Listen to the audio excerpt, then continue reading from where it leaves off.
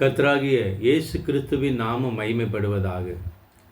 கிறிஸ்துவுக்குள் பிரியமானவர்களே, இந்த காணொளி மூலமாக உங்களை சந்திப்பதில் மிகுந்த மகிழ்ச்சி அடைகிறேன். கர்த்தராகிய இயேசு கிறிஸ்துவின் நாமத்தினாலே உங்களை வாழ்த்துகிறேன். அன்போடு என்னுடைய வணக்கத்தை தெரிவித்துக் கொள்கிறேன். இந்த நாளிலும் சற்று நேர சிந்தனைக்காக எடுத்துக்கொண்ட வேத வசனம் பரிசுத்த லூக்கா எழுதின சுவிசேஷம் 2வது அதிகாரம் 10-11 வசனங்கள். தேவதூதன் அவர்களை நோக்கி, பயப்படாதீர்கள், இதோ எல்லா ஜனத்துக்கும் மிகுந்த சந்தோஷத்தை உண்டாக்கும் நற்செய்தியை உங்களுக்கு அறிவிக்கிறேன். இன்று கர்த்தராகி கிறிஸ்து என்னும் இரட்சகர் உங்களுக்கு தாவீதின் ஊரிலே பிறந்திருக்கிறார். அன்பானவர்களே,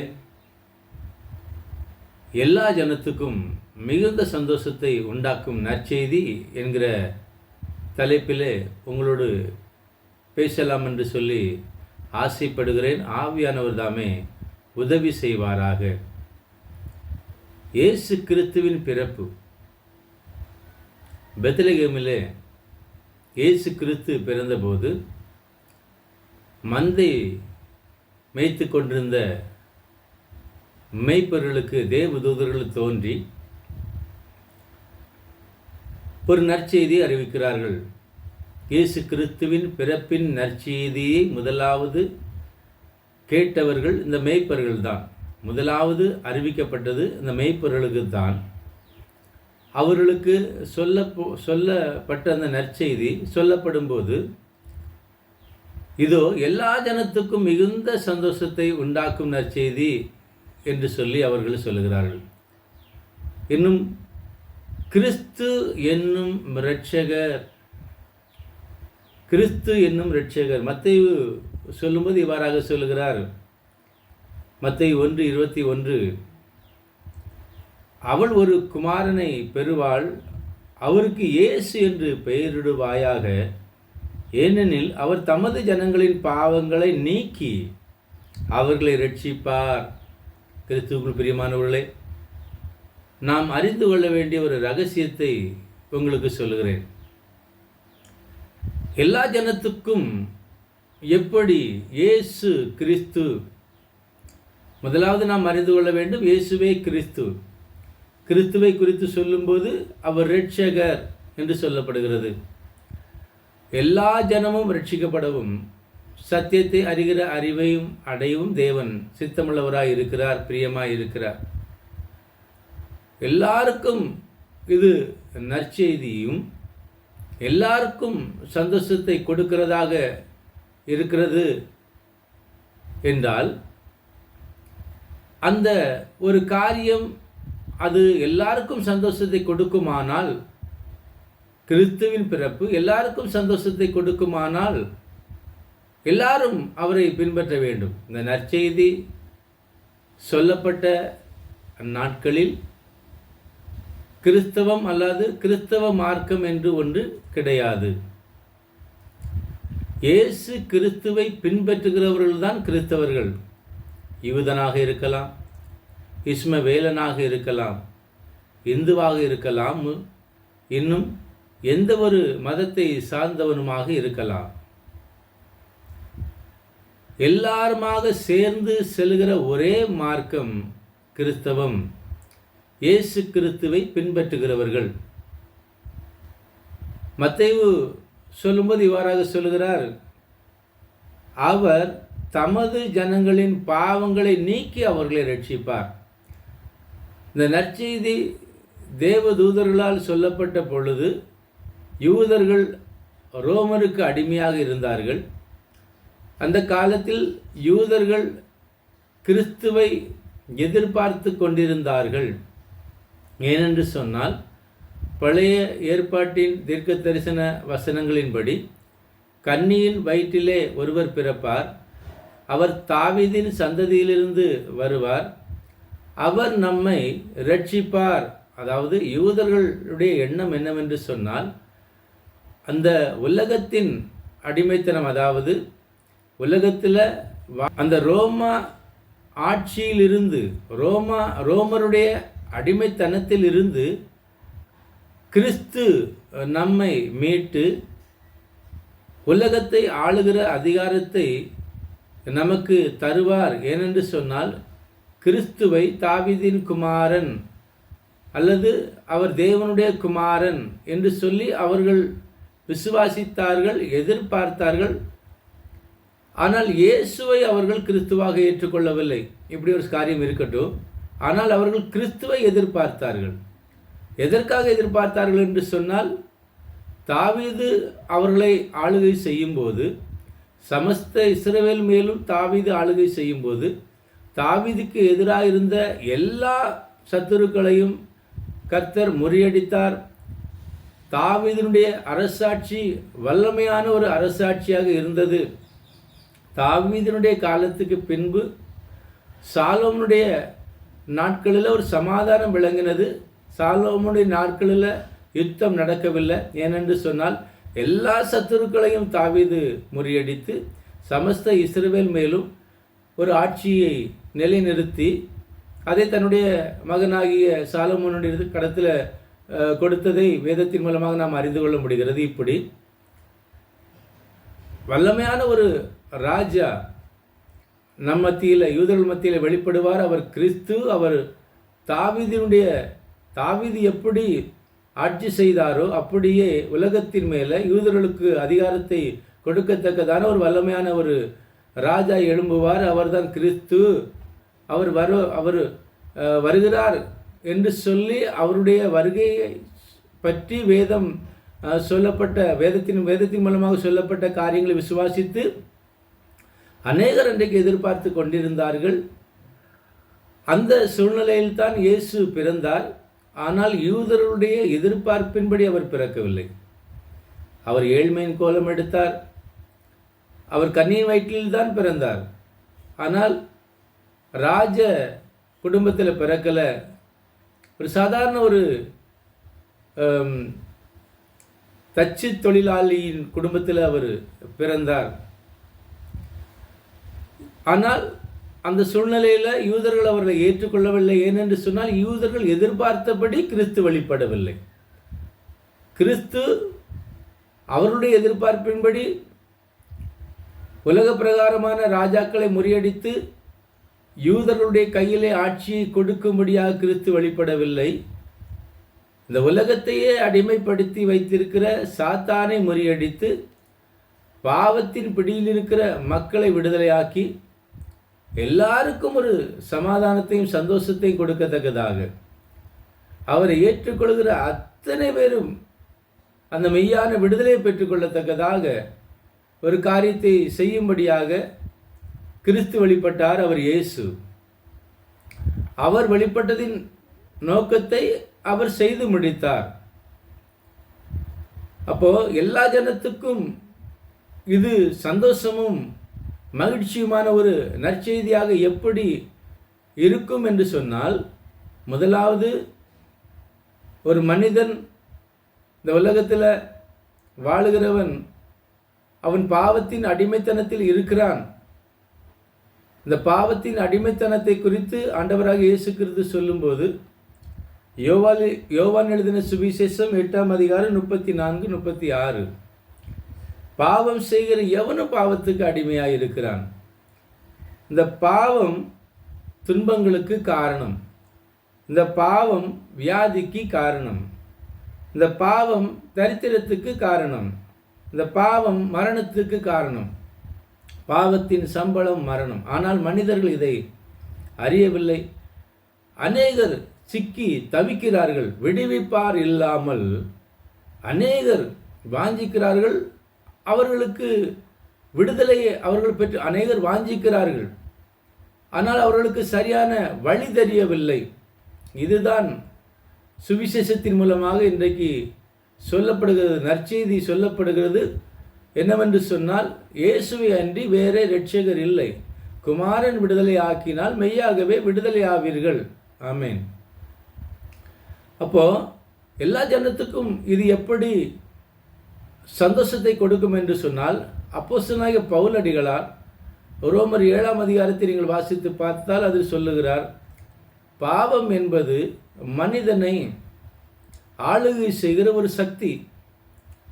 தான் விரும்புகிறதை செய்யாமல் தான் விரும்பாததையே செய்கிறேன் என்று சொல்லி அவர் சொல்லுகிறார். நியாயப்பிரமாணத்தின்படி நான் வாழ விரும்புகிறேன். ஆனால் என்னுடைய அவயவங்களில் கிரியை செய்கிற பாவ பிரமாணம், பாவ உணர்வு நியாயப்பிரமாணத்தின்படி நான் வாழ முடியாதபடி நான் செய்ய விரும்பாத தீய செயல்களையே செய்கிறேன். ஏனென்று சொன்னால், அந்த பாவத்தின் அடிமைத்தனம் எந்த மனிதனை பாவம் ஆளுகை செய்கிறதோ அவனால் பாவம் செய்யாமல் இருக்க முடியாது. அவன் மனசு விரும்பும், நன்மை செய்ய வேண்டும் என்கிற விருப்பம் அவனிடத்தில் இருக்கும். மனசாட்சியின்படி நல்லது செய்ய விரும்புவான். ஆனால் அவனுடைய அவயவங்களில் கிரியை செய்கிற பாவ உணர்வு அல்லது பாவ பிரமாணம் அவனை திரும்ப திரும்ப பாவத்தையே செய்ய வைக்கும். இது ஒரு அடிமைத்தனம், அடிமைத்தனத்தின் நுகம். இது ஆதாமுக்கு சாத்தானால் சுமத்தப்பட்ட ஒரு நுகத்தடி. இந்த நுகத்தடியை எந்த ஒரு மனிதனாலும் முறித்து போட முடியவில்லை, யாரும் முறிக்கவில்லை.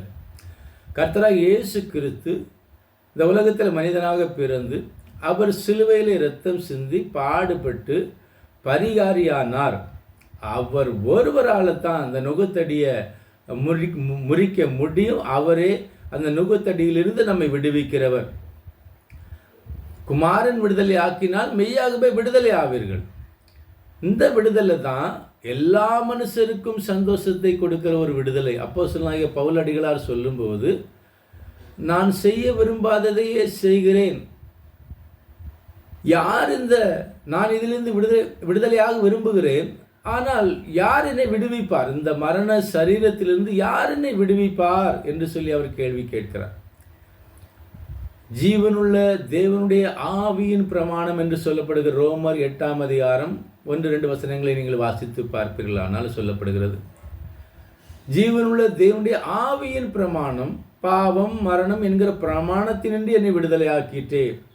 இந்த ஒரு அடிமைத்தனத்திலிருந்து விடுதலையாக்கும்படியாக இயேசு கிறிஸ்துவினால் உண்டான கிருபை, பரிசுத்த ஆவியானவர் மூலமாக இந்த சிலாக்கியம் நமக்கு கொடுக்கப்பட்டிருக்கிறது. இந்த நாளிலும் வாஞ்சிக்கிறவர்களுக்கு கொடுக்கப்படுகிற, தேடுகிறவர்கள் கண்டடைகிறார்கள். முதலாவது கர்த்தருடைய பிள்ளைகளே, உங்களுக்கு சொல்லப்படுகிற காரியம் என்னவென்று சொன்னால், அநித்தியமான இந்த உலகத்தில் பாவ சந்தோஷங்களில் மூழ்கி சிக்கி அநேகர் தவிக்கிறார்கள். விடுவிப்பார் இல்லாமல் ஏங்குகிறார்கள்.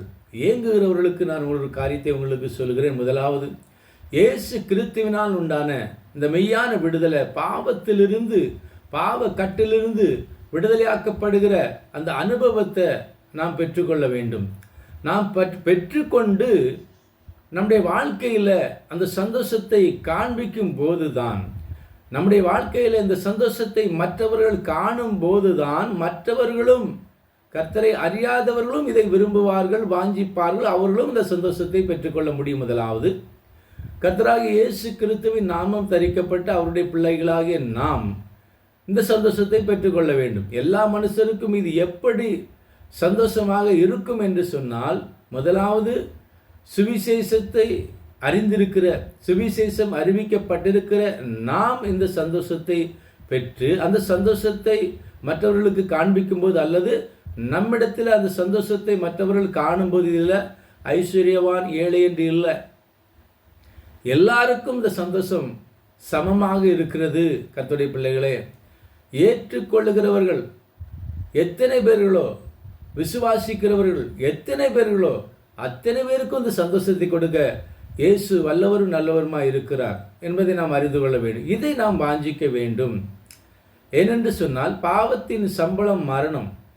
பாவ சுபாவம் மனிதனுக்கு ஒருவேளை அது தொடக்கத்தில் கிளுகிழுப்பும் இன்னும் ஒரு இன்பமும் கொடுக்கிறதாக இருந்தாலும் முடிவில் அது வேதனையை கொண்டு வந்துவிடும். அநேகர் இதை அறியாமல் வேதனைக்குள்ளாக பிடிக்கப்பட்டு விடுவிப்பார் இல்லாமல் சிக்கி தவிக்கிறதை பார்க்க முடிகிறது. விடுவிக்கிறவர் இயேசு ஒருவரே.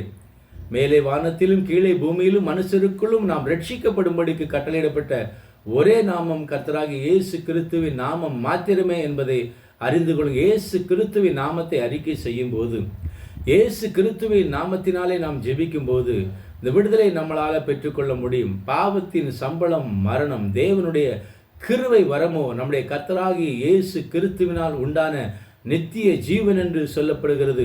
இப்பொழுது நீங்கள் பாவத்திலிருந்து விடுதலையாக்கப்பட்டு தேவனுக்கு அடிமைகளானதினால் பரிசுத்தமாகுதல் உங்களுக்கு கிடைக்கும் பலன் முடிவோ நித்திய ஜீவன் என்று சொல்லி ரோமர் 6ஆம் அதிகாரத்தில் நாம் படிக்கலாம். கர்த்தருடைய பிள்ளைகளே, இந்த சந்தோஷத்தை, இந்த மெய்யான சந்தோஷத்தை நாம் பெற்று இதை மற்றவர்களுக்கு நம்முடைய வாழ்க்கையில் காண்பிக்கும் போது, மற்றவர்கள் இதை நம்மிடத்தில் காணும்போது அவர்களுக்கும் அந்த விருப்பம் உண்டாகும். அவர்களும் ஆண்டவராக இயேசு கிறிஸ்துவை ஏற்றுக்கொள்வார்கள். அவர்களும் சந்தோஷப்படுவார்கள். இயேசு கிறிஸ்து உலகத்தில் பிறந்த அந்த நற்செய்தினால் உண்டாகிற சந்தோஷத்தை எல்லாரும் பெற்றுக்கொள்ள வேண்டும் என்று சொன்னால், இந்த நற்செய்தியை கேட்ட அல்லது நற்செய்தியை கேட்கிற நாம் முதலாவது இந்த சந்தோஷத்தை பெற்றுக்கொள்ள வேண்டும். ஆண்டவராக இயேசு கிறிஸ்து உலக பிரகாரமான யூதருடைய எதிர்பார்ப்பின்படி ராஜாவாக வரவில்லை. அவர் சர்வபூமிக்கும் ஆண்டவர், ராஜாதி ராஜா, ராஜாதி ராஜா, ராஜாக்களுக்கு மேலே எல்லா ராஜாக்களுக்கும் அதிபதி. அவர் எல்லாருக்கும் மேசியா, கிறிஸ்து, எல்லாம் அவருடையது. எல்லாம் அவருடைய பாதத்துக்கு கீழாக இருக்கிறது என்பதை நாம் அறிந்து கொள்ள வேண்டும். அவரால் எல்லாம் முடியும். அவர் எல்லாரையும் ஆளுகை செய்கிறவர். அவரை ஏற்றுக்கொள்கிற அத்தனை பேருக்கும் இந்த சந்தோஷத்தை, அவர் பாவத்திலிருந்து விடுதலையை அவர் கொடுக்கிறார். இன்னும் ஒரு வசனம் சொல்கிறது, இயேசு கிறிஸ்துவின் இரத்தம் சகல பாவங்களை நீக்கி நம்மை சுத்திகரிக்கும். கர்த்தருடைய பிள்ளையே, பாவம் என்பது ஒன்றல்ல, அநேக பாவங்கள் உண்டு. ஆண்டவராக இயேசு கிறிஸ்துவினால் மாத்திரம்தான் பாவத்திலிருந்து நம்மை விடுதலையாக்கி நம்முடைய பாவங்களையெல்லாம் சுத்திகரித்து நம்மை பரிசுத்தமாக்கி நித்திய ஜீவனுக்கு நேராக நம்மை நடத்தி அந்த சுதந்திரத்தை, தேவனோடு வாழுகிற அந்த சிலாக்கியத்தை நமக்கு கொடுக்க அவர் ஒருவரே வல்லவரும் நல்லவருமாய் இருக்கிறார். அவரை விசுவாசிக்கிற எல்லாருக்கும் அதை கொடுக்கிறார். அதை விரும்பி, அதை கேட்டு, அதை நாம் பெற்று நம்முடைய வாழ்க்கையில் காண்பிக்கும் போது எல்லாருக்கும் அது சந்தோஷத்தை உண்டாக்குகிற நற்செய்தியாக இருக்கிறது. ஆண்டவர் தாமே இந்த வசனத்தின் மூலமாக நம்மை ஆசீர்வதிப்பாராக. இவைகளை நாம் கை கொள்ள வாஞ்சிப்போம். கர்த்தர் நம்மோடு இருக்கிறார். ஜெபம் செய்வோமாக. அன்பு நிறைந்த எங்கள் நல்ல ஆண்டவரே, இரக்கமுள்ளவரே, இந்த நாளுக்காக ஸ்தோத்திரம் அப்பா.